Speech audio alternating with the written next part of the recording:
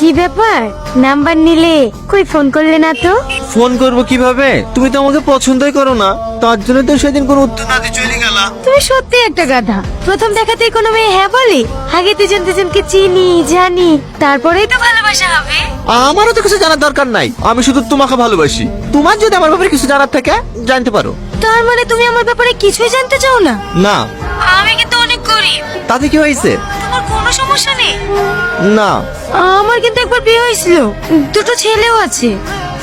আর ছেলের বাবা? ও তো 2 বছর আগেই মারা গেছে। তাহলে আমার সমস্যা কোথায়? হ্যাঁ, আমি ছেলের বাবাতে রাজি, শুধু ছেলের মা রাজি থাকলে হবে। তুমি আসলে একটা পাগল। আজকে বিকালে এসো। ঠিক কোথায়? রেজিস্ট্রি অফিসে? না, পার্কে।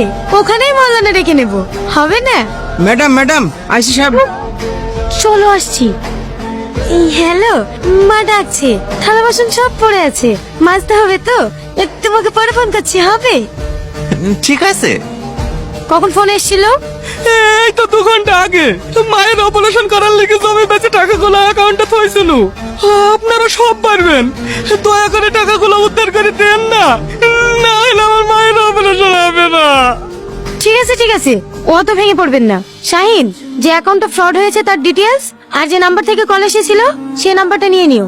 ঠিক আছে ম্যাডাম, আসুন। আপনি ভালো করে দেখবেন ম্যাডাম, আমার মায়ের অপারেশন না করতে হলে আমার মা মরে যাবে। আচ্ছা ঠিক আছে, কোনো সমস্যা হবে না, আপনি আসুন।